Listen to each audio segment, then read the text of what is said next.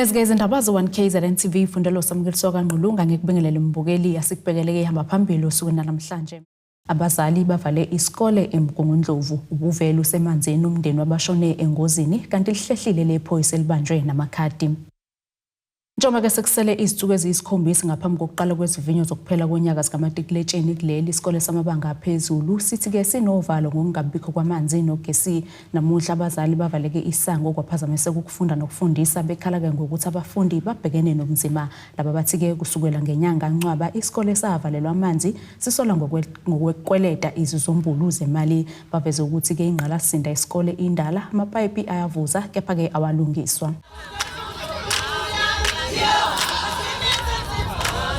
Isigungu esilawula isikole samabanga aphezulu iCorpsville Secondary School sithi ingqalasizinda indala laba basho kanje ngesikhathi kunombhikisho wabazali nabafundi. Inkinga enkulu ekhona indaba yamanzi nogesi. Inkinga esibhekene nayo yamanzi nogesi indaba endala phansi. Konke kusuka ku-infrastructure lesikoleni ingqalasizinda indlela kwakhiwe ngayo. Kuthi amapipe ngendlela kwakhiwa ngayo phambilini kwakhiwa ngendlela engasiyo. The public works wafika ukuzokwenza ama-audits nokwenza uphenyo. Wakuthola ngampesi no kuningi okurongo okwenzakalile la esikoleni ngendlela okwakhiwa ngayo. Wahambisa i-report kwa-Department of Education. U-Department of Education u-aware ukuthi la esikoleni into esibhekene naso nenkinga ekhona amapipe aqhuma njalo ngoba ahlezi eqhuma isikhathi esiningi. Ugasa uthi kuyaxaka ukuthi isikweletu sinyuke kanjani. Umbulo mhla 15 August. Besini isikweletu besi 3.6 million rand. Right? Ngoba ku 3.6 million rand mhla 15 August. Avaliwe amanzi nogesi nya. 30 September sesaka masipala soyolanda futhi ibill. Isithini ibill isithi 4 million rand. I-question sifeke kanjani ku 4 million rand amanzi nogesi kade kungekho esikoleni. Asinayo impendulo. Laba bathi lo mbhikisho bekuyiyona ndlela ukuze kulunge inkinga yabo. Abazali basho siyabo manje sekusele insukwani uthi kubhala ama-exam. Kepha isikole siyafana nento evaliwe. Ngoba kusukela ngomhla 16 August athi amanzi avale nge-15. So ngomhla 16 August isikole besiphuma njalo u10 ngo11. Njalo ngo11 siyaphuma. Awungitsheleke ulapho umehluko phakathi kokuvala isikole nokuthi ingane ziphume ngo11. Ngoba akuyafana ngasifunda ngithi. Kuyimanje ama-photocopy amaphepha lawo okubhala lingane from grade 10 from grade 8 to grade 11 ngoba bona waqhamuka kulentuzana ku-national sizofotocopy. Kanti abazali babhodla umlilo ngalolu daba. Ngabo 11 ingane seziyaphuma yini ezifundile sidinga umatric la kufanele ngabe ufunda full time ngaso sonke isikhathi. Amanzi awekho ugesi awukho and sekunesikhathi bezitshela ukuthi education uzolungisa kodwa siyabona ukuthi cha. Since kuvuliwe ingane it's only 2 hours ezuza esikoleni. If singambuza uhulumeni ukuthi ingane ifundani 2 hours izobhalani igcineni. So njengabazali sizile njengabazali sazosivala isikole. Umnyango wezemfundo kwaZulu-Natal uphawulile isimo salapha eCorpsville esikoleni la kunganamanzi khona nogesi. Siyacela ukuthi abazali basibekezelele sinazo inhlelo esinazo siwumnyango ukuthi njengoba abantwana bephuma early sizokwenza njani njengoba manje sebabamisileke abazali ukuthi bangaye esikoleni sanhlobo baphazamisa kakhulukazi lezo inhlelo lezo esinazo noma ngabe zincane zingakanani. Ezindabeni ze1KZNTV ku-Ayanda Dube ngiseCorpsville eMgungundlovu.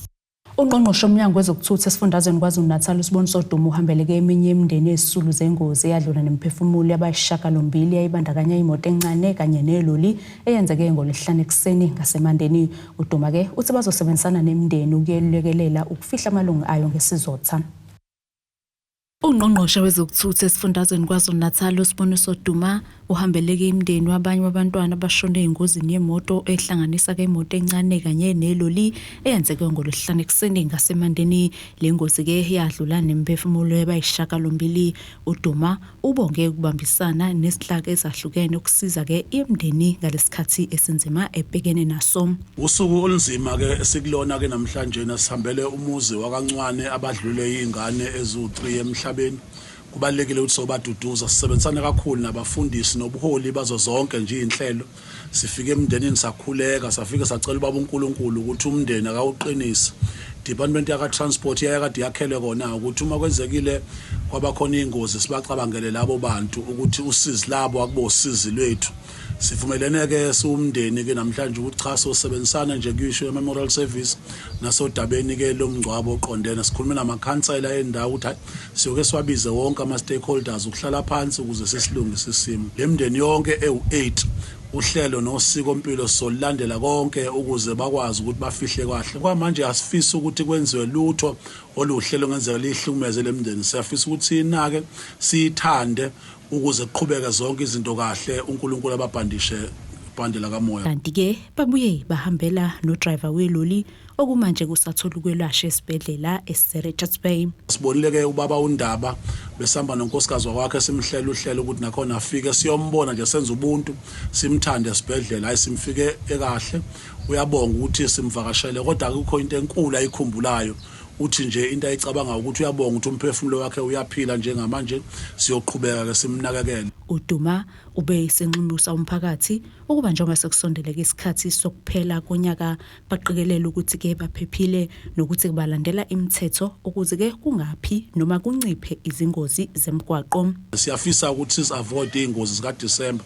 Kunezinto ke sithi abashayeli nabashayeli fanele bazigade njengokugada ukhiye wemonto yakho njengokuthi wenze sure nje ukuthi izingane ezingasondele eduzane. Kuhlahlele komhlazi ngama-22 ukufaka kwesicelo sebail sephoyisa lasesiteshini KWEYASEMANDENI eThekwini. Uminenhle Makhanya uvele kafushane enkantolo yamantshi yaseThekwini njengoba kayiboshelwe ukutholakala namakhadi asebhange ehlukene abalelwe ngaphezulu kwe100 inumber plate yemoto kanye nokusebenzisa ikhadi lasebhange lowayebanjwa inkunzi ethenga uphuzo oludakayo. Angase engezwe amacala abhekene nephoyisa esiteshini saseKWEYASEMANDENI eThekwini eliboshelwe ukutholakala namakhadi asemabhange angaphezulu kwe100. Umshushisi utshele imantshi ukuthi ke basalinde kuphenywe ngobunini balamakhadi kwazise kusolakala ke ukuthi ebiwa esigamekweni sokudunwa kwemoto. Also place on record that once the origin of these cards are traced, the entire matter will then change. The schedules of this matter will then change. That are placed on record that these cards, at this stage, seem to have been taken from a hijacking that took place. A courier service vehicle was hijacked. Now, that is still being investigated by the state. That being said, the state will seek for an adjournment for 7 days, as the state is not ready to proceed with its bail application. As a final charge, it is not being drafted. Makhanya ubevele owesibili ngaphambi kwalenkantolo kanti ubebukeka engathukile.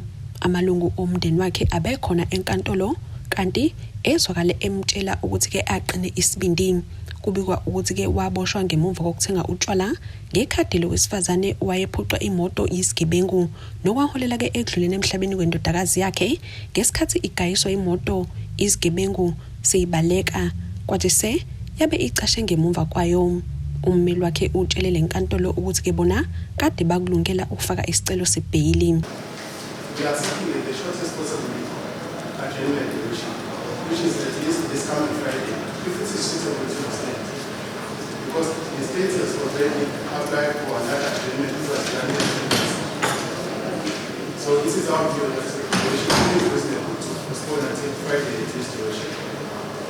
Because in as much as the rights of those involved in this matter are concerned, which are the complainants, their rights are quite important because they are used before the constitution. May not be kept as long again.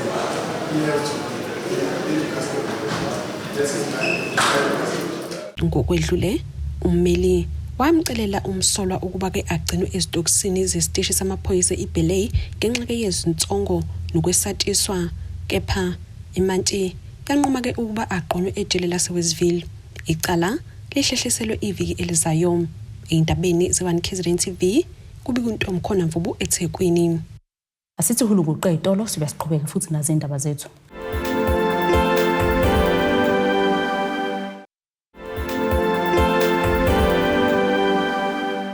Asikwamukele imbukelo sabukele zona indaba ze1KZNTV nazi kuyihlokwana kuyizona ehamba phambili osukwini namhlanje.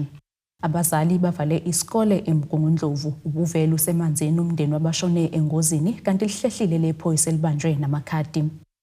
Umhlazi wezepolitiki ozimele uDokotela Zakhele Shamasi uchaze lo wakuwaba ngungqongqoshe wezezimali kuleli uTitomboweni njengomuntu kobe namava nobebambe iqhaza kwepolitiki nakhulumeni. Umboweni udlule emhlabeni ngempela sonto esibhedlela saseGoli ngemuva kokugula ke isikhashana.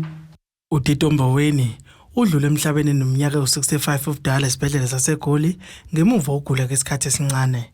Udabuka eTzaneen esifundazweni leMpondo wafunda eNorth University ngonyaka 1979 kuya kunyaka 1980 lapho enza khona isifundo seBachelor of Commerce degree ngaphambi kokuba ke ahambe eNingizimu Afrika aye ku-exile. Ngaphambi kokungena kwaHulumeni weGNU waba ngqongqoshe wezemisebenzi ngesikhathi sehlandla likaDokotela Nelson Mandela kunyaka ka1994 kuya kunyaka ka1999. Umboweni waba ngumphathi oqala omnyama webhange ngodla eNingizimu Afrika. Ubaba uTitomboweni indoda ebinamava nendoda ebambe iqhaza elikhulu kwipolitiki nakuzinzo lwezimali eNingizimu Afrika jikelele. Siyakhumbula phela ukuthi ngesikhathi sikaBaba Nelson Mandela president wezwe, president oqala wezwe, ubaba uTitomboweni waba i-governor of the Reserve Bank futhi walisumamisa izwe ngaleso sikhathi futhi ngaleso sikhathi angabe khona inkinga ezinkulu ze-corruption nani nokwehla kwamandla e-Iran lapha amakhulu e-Iran ngoba phela kwakusekhona excitement ukuthi uhulumeni wentando yeningi oqala ehola ubaba uMandela waba i-governor of the Reserve Bank iminyaka elishumi nasengxeyini ethile yokuphatha kababa upresident uMbeki.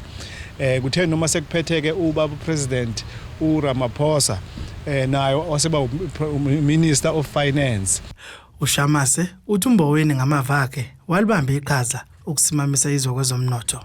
Ubaba uTitomboweni waba neqhaza elikhulu kuhulumeni wentando yeningi ngoba wakwazi ukuconvince iqembu elibusayo ANC ukuthi lingathathi imigomo eyezimali finance policies azokwenza ukuthi kubaleke abatshali izimali ngoba phela siyakhumbula ukuthi iqembu elibusayo lisanda kufika alizidlamlilo likhuluma nge-economic transformation ifuna yonke into lokho kwenza ukuthi makungenzeki kube khona amaqembu njengo-EFF kube khona amaqembu njengo-MK Party ngenxa ukuthi bathi baphumile emgomini ababevele bakhelwe wona ukuthi economic transformation, radical economic transformation and economic freedom in our lifetime. Manje ubaba uTitomboweni wakwazi ukuthi anxenxe iqembu elibusayo namadlela ndawonye ukuthi mase sifika kwezomnotho nokuphathwa kwemali asingahambi kakhulu sengasesandleni sokunxele asihambisane namazwe omhlaba azokwenza ukuthi kunxenxwe abatshali izimali eNingizimu Afrika. Uthi iNingizimu Afrika elahlekelwe ngokudlula emhlabeni kukaMboweni kanti unethemba lokuthi kuza kwabo basikiphethini ngohlobo lomholi obenguye. Isikhathi esiningi umuntu ubonakala amagalelo akhe amahle nobuhle bakhe engasekho. Mayesekhona abantu abakunaki lokho. Mayesengasekho emhlabeni baqale babone ukuthi hawu indoda biyinhle ngalokho. Ngesithathe lokho kuhle beyinhle ngakho nathi siphile ngakho. Hleze izwe lizoba nokusimama libe nokuzinza libe nenqubekela phambili. Ngakho ke uma sibheka ke akwenzile nabe yikho ngendlela beyiphatha ngayo vele kukhona okuzosala kusize abanye. Izindabeni ze1KZNTV kuba inkosi enhle Mthembu empangeni. Ungqongqoshe kagesi nezamandla kuleli uDokotela Khoisenzo Ramahop uthi ke banezinhlelo zokusebenza ngokusikhandla ukuzama ukuqeda nyanga ukucishwa kagesi kuleli load shedding. Ramahopa uphinde waveza ukusebenza okuhle kokubambisana nebhodi laka-Eskom ukulwisana nokuqeda nge-load shedding. Lokhu ke kuhlaluke kwisithangamisa bezindaba besisele Thabo Power Station njengoba sekupheleke izithuku ezingama200 kusamele ukucishwa kagesi. Sekuphele izinsuku ezingama200 kwamiswa ukucisha kwagesi isikhawu phecelezi i-load shedding. Ungqongqoshe womnyango kagesi nezamandla uDokotela Khoisenzo Ramahop uthi benza konke okusemandleni ukuqeda nya nge-load shedding. When we come to a period in our life here in South Africa, and I suspect it will be very soon, where we stop celebrating and counting the number of no load shedding days, then that will on its own represent a major victory for us. I mean, the fact that we are celebrating this, it means that we are still in an awkward place. So we are not necessarily out of the woods yet. So we will not tell any lies or claim easy victories. I think we're going to ensure that we are very consistent in our messaging Coming from the board, Dr. Mteto has been at pains to explain that this generation recovery plan has not necessarily reached its full potential. We are in the right path. All matrices are pointing to a positive performance, and in fact, we are far exceeding where we expected to be this time. And of course, we still have an ambition of achieving that 70% EAF by 2025, and the team is on course to do exactly that. And then today we chose that we use the occasion of 200 days plus one for us to just give you an update on generation performance. Of course, we have had a cadence hitherto of a weekly, at the most bi-weekly media briefing. uRamakgopa uphinde waphawula ngodaba lwe-load reduction nolwenziwa ngenxa yokuxhunywa kwagesi ongekho emthethweni. And then the day we are able to ensure that we have resolved the issues of load reduction. So this is it's not lost on us. The fact that there are communities, as I speak to you, they really can't differentiate. They have no appreciation of this presentation. So you talk of 200 days of no load shedding, but the point is there are periods in the day that I don't have electricity. So I don't know what the minister is talking about. So that's the point we're making. So it's important that working with the Eskom, of course, led by the branch of Mr. Monde Bala, we work with municipalities to resolve that problem. And in fact, the president has taken a decision that we are going to go, he'll lead visits to provinces to see how best we work with them to resolve these challenges. Even ahead of the president going there, we call in municipalities to see how best we can work with them. I've made the point that the underinvestment in the infrastructure is going to result into this situation, going to result in a situation where municipalities are unable to provide the kind of capacity that is required to meet the demand. Lumnyango uthi uzobambisana nomasipala ukulwisana nezinkinga zamandla kagesi. Ezindabeni ze1KZNTV kubikuthi abantu maphumulo eRichards Bay.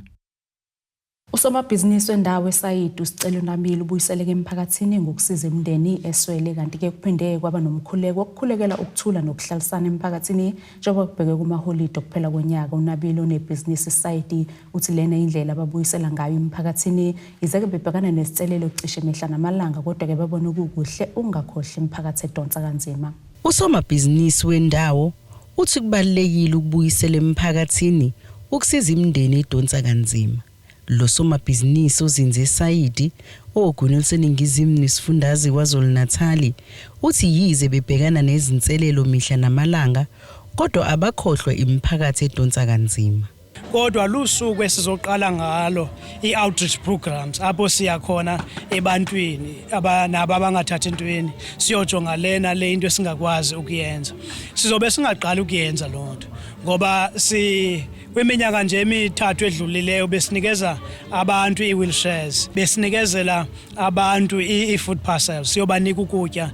Sinika kodwa sijonga into ba umuntu esemnikayo ngumuntu naye ongasebenziyo.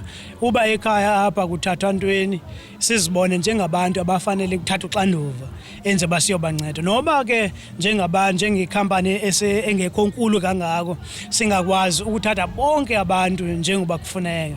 Uthi ukukhahlamezwa izinselelo kuyabalimaza, kodwa bayaqhubeka nokuphokophela ekutheni babuyisele emphakathini. Ibhizinisi mama liya pick up usuka kwi-load shedding and isimoshile kakhulu. Abanye masingcwabane khange babuye after yona ngenxa yobana ukufa bekuphezulu. Ezi companies nje mazincinci xa kufiwa kakhulu silimala kakhulu.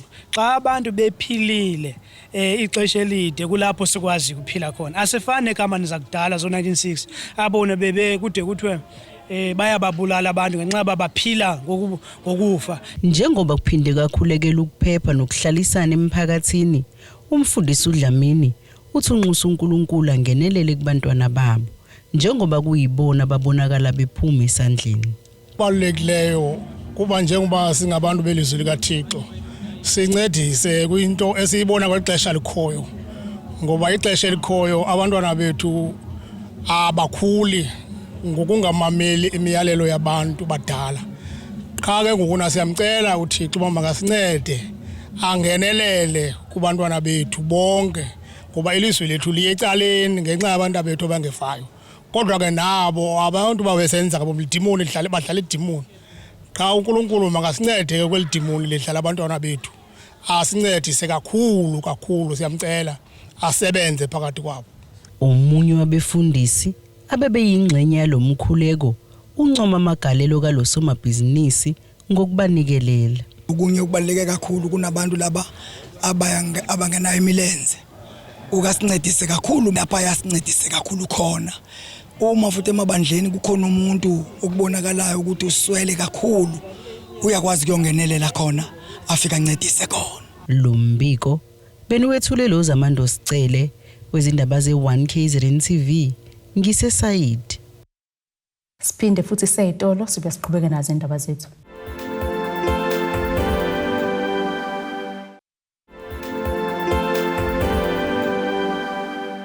Asiphinde ke sikwamukele imbukelo sabukele zona indaba ze1KZNTV sikukhumbuza ihlokano bekuyizona behamba phambili usukuna namhlanje. Abazali bavale isikole eMgungundlovu, Ubuvele Ubusemanzini Umndeni Wabashone engozini kanti lihlehlile lephoyisa elibanjwe namakhadi. Ake sibheke engosini yezomnotho. Irandi lakuleli liwu17.44 emaqhathiswa nedola laseMelika, libe u19.06 emaqhathiswa neeuro, libe u22.79 emaqhathiswa nebhondi laseBrithani, igolide lona u$2,659.2 ounce, wona ngahluziwe wona u$79.04 umphongolo. Ake sibheke ke engosini yezemidlalo. Ikhansela laKwaDwane eMandeni uMlungisi Shelembe uthi ke ezemidlalo zibalekile ukwakha ubumbano emphakathini kanjalo nokugcina umzimba osesimeni ukugwema nezifo. uShelembe bekhuluma kanje emva komdlalo webhola phakathi ke kweMacambini Legends kanye ne1KZNTV. Iqembu lebhola le1KZNTV lidlale umdlalo womngani neqembu iMacambini Legends ngenhloso ukugqugquzela ubumbano kanjalo nokuzivocavoca ukuze uhlale uphilile. Ikhansela laKwaDwane eMandeni uMlungisi Shelembe uthi lokhu bakwenza ngenhloso yokuthi baphinde bagqugquzele ubumbano emphakathini kanjalo nokuthi umphakathi mawuphume ngobuningi bawo ukuyothamela idili lomculo elaziwa ngokuthi iDokodweni Jazz Festival ozobe usebhishe eDokodweni mhla zingama-21 uZibandlela. Inhloso enkulu ke nje yikho ukujabula nanokuthi sazane kahle siphinde futhi sigqugquzele usuku lwethu la ngomhla ka21 December la isobe kune jazz club khona ezobe ihlangene eDokodweni esicelayo ukuthi onke amalungu ejazz umphakathi wonke wase KZN ukuthi sihlanganele nawo ebhishe eDokodweni. Kubalulekile ke kakhulu njengoba namhlanje nje nami bengibamba kwasani epalini.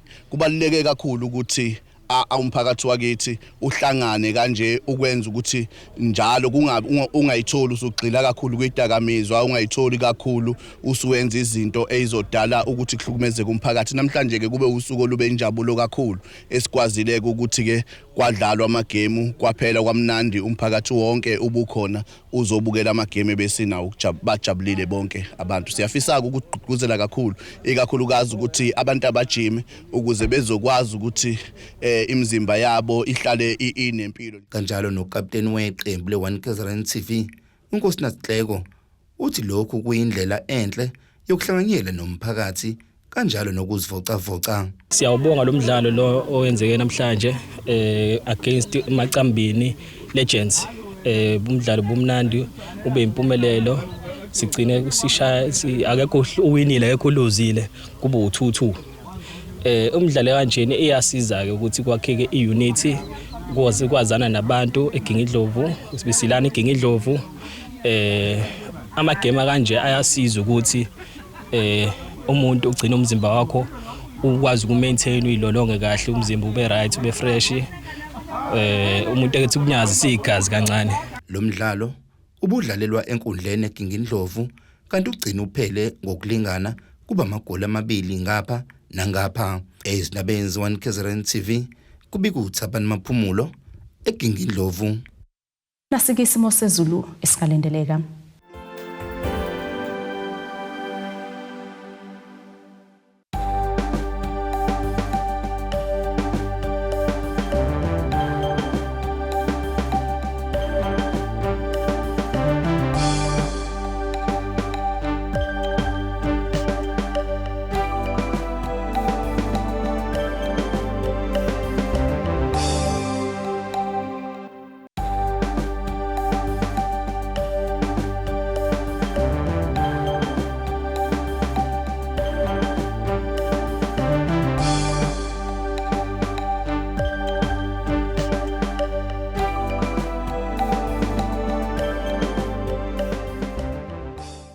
Bukeleke ziyagoqa bese kuphathele zona usuna namhlanje. Mina nawe sihlangana kusasa futhi ngase isikhathi esifanayo.